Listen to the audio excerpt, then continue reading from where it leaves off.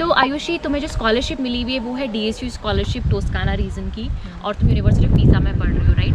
तो तुम्हें कितना अमाउंट का स्कॉलरशिप मिला?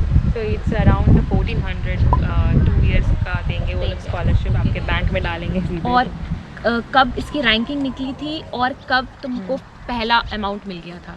सो इसकी रैंकिंग में 31 नवंबर में आया था रैंकिंग, फाइनल रैंकिंग जो होता है। एक टाइमलाइन देते हैं वो लोग, मे बी 7 जनवरी था टाइमलाइन IBN नंबर अपडेट करने का पोर्टल पे, ताकि आपको वो लोग पैसे दे सकें, ट्रांसफ़र कर सकें।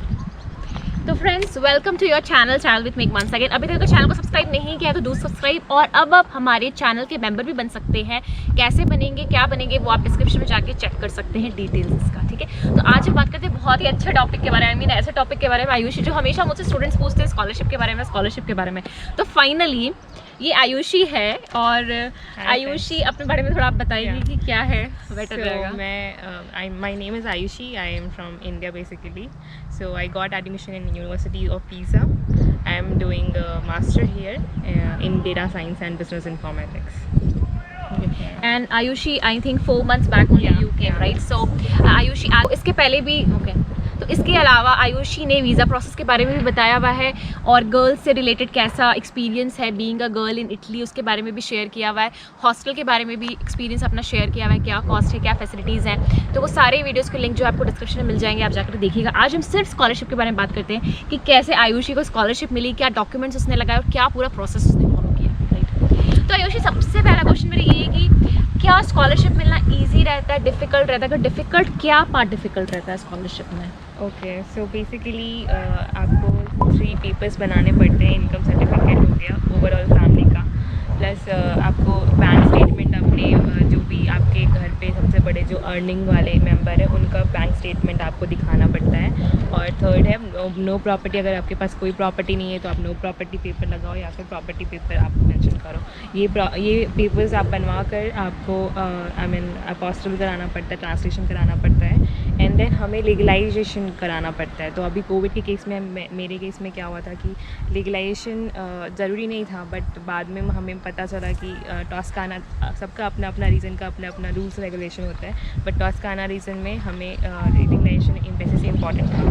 तो मेरा और टॉस्काना रीज़न में ये दूसरे रूल्स ये भी हैं कि आपको कोरियर के थ्रू भेजना पड़ता है। एक टाइमलाइन सेट करते हैं लोग, और आपको टाइमलाइन के अंदर ही आपको कोरियर करवाना पड़ता है इनके ऑफिस में।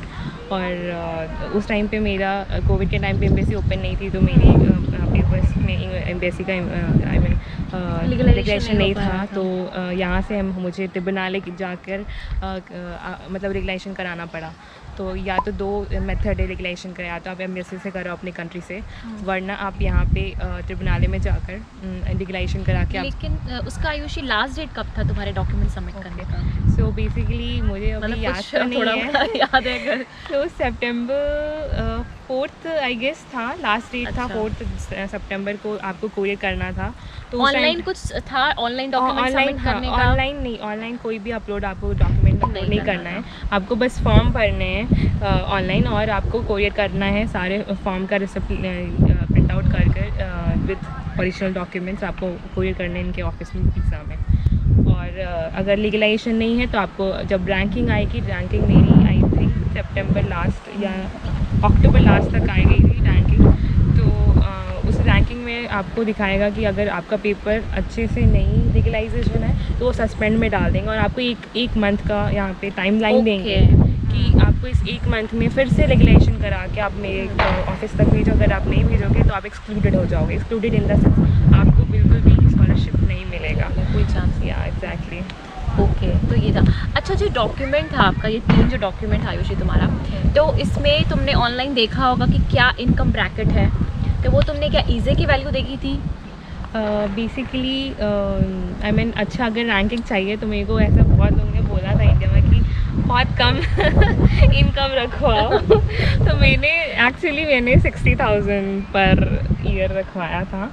जो डॉक्यूमेंट में ओवरऑल मेरे फादर का जो इनकम है एनुअली, तो इसके बेसिस में रैंकिंग आया। और बाद में थोड़े लिगलाइजेशन इश्यूज है जो आपको बताया, उस समय एम्बेसी ओपन नहीं थी कोविड के कारण, तो मुझे यहाँ से लिगलाइजेशन कराना पड़ा त्रिपुनालय। तो तुम्हारा जो लेकिन तुमने ऑनलाइन कुछ नहीं पढ़ा था कि ईजी कितनी वैल्यू है, या 10,000 यूरो पर ईयर या 20,000 यूरो पर ईयर होना चाहिए?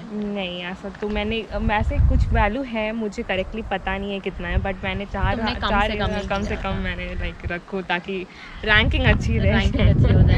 अच्छा, एक और चीज़, तुम्हारा जो ये बना था, जो बैंक स्टेटमेंट बना था, उसमें भी तुमने कम ही अमाउंट दिखाया था। नहीं, वो तो मेरे बस की नहीं होता वो कम दिखाना, क्योंकि अब आप जाओगे बैंक तो आप बैंक में जितना पैसा होगा वो दिखाना तो पड़ेगा। तुमने कुछ पैसा निकाला था पहले कम दिखाने के लिए? नहीं, क्योंकि मुझे पता नहीं था कि बैंक स्टेटमेंट चाहिए। जब भी वो बैंक स्टेटमेंट कब का दिखाना था मुझे, 31 दिसंबर 2019 का दिखाना था। एक साल मिनट, पहले तो का। तुम लास्ट ईयर आई हो 2020 में, हाँ। तो तुम्हें 1 ईयर पहले का अपना 31 दिसंबर 2018 तक का बैलेंस दिखाना था। तो 1 ईयर का दिखाना था या 2018 तक का?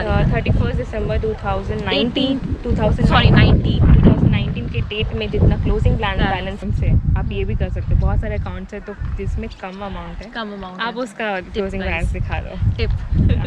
अच्छा, एक और चीज़, तुमने जो प्रॉपर्टी शो की थी, तो तुमने अपनी खुद की प्रॉपर्टी शो नहीं की थी। मतलब तुमने शो किया था तुम्हारे पास कोई प्रॉपर्टी नहीं है। या बेसिकली मेरे नाम से तो नहीं है, और ना मेरे फादर के नाम से है।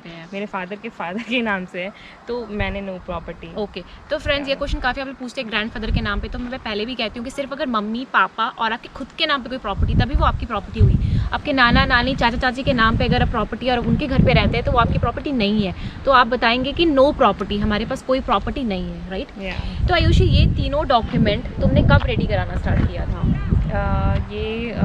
जब मैंने एप्लीकेशन भर दिया, मेरा आ गया मैंने स्टार्ट किया अपना बनवाना। तो तुमने डॉक्यूमेंट को कैसे किया, करवाया था? तुमने घर पे डॉक्यूमेंट बनाया था, उसके बाद जाके क्या प्रोसेस था? सो बेसिकली आप इनकम सर्टिफिकेट बनाते हो और नो प्रॉपर्टी सर्टिफिकेट, तो आप ये दोनों अपने सर्कल ऑफिसर या फिर तहसीलदार जिसको बोलते हैं अपने एरिया के, उससे आप बनवा सकते हो।